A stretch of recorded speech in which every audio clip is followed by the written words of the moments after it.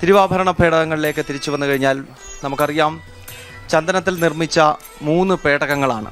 അതിൽ ശബരിമല സന്നിധാനത്തേക്ക് വരുന്ന ആദ്യത്തെ പേടകത്തിൽ കിരീടത്തോടു കൂടിയ തിരുമുഖമുണ്ട്. വാള്, അരപ്പട്ട്,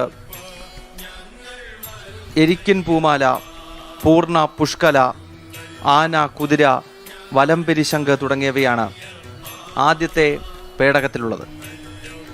മാളികപ്പുറത്തേക്ക് പോകുന്ന മറ്റു 2 പേടകങ്ങൾ, അതിൽ തങ്കത്തിൽ നിർമ്മിച്ച കലശക്കുടവും പൂജാപാത്രങ്ങളുമാണ്. കാരണം ഇന്ന് മകരവിളക്ക് കഴിഞ്ഞാൽ പിന്നീട് വളരെ വിശേഷാൽപ്പെട്ടാൽ ചടങ്ങുകൾ അയ്യപ്പൻ്റെ സമാധിയായ മണിമണ്ഡപത്തിലും സമീപത്ത് മാളികപ്പുറത്തും തുടങ്ങുകയാണ്. മാളികപ്പുറത്തമ്മയുടെ എഴുന്നള്ളത്തുൾപ്പെടെയുള്ള ചടങ്ങുകൾക്ക് വേണ്ടിയാണ്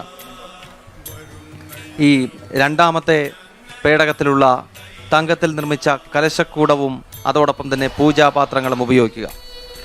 ചതുരാകൃതിയിലുള്ള 3ാമത്തെ പേടകം, സ്വർണ്ണ കുമളകളുള്ള കൊടികൾ, അതോടൊപ്പം തന്നെ നെറ്റിപ്പട്ടം, ജീവിത തുടങ്ങിയവ അടങ്ങുന്നതാണ് ചതുരാകൃതിയിലുള്ള 3ാമത്തെ പേടകം.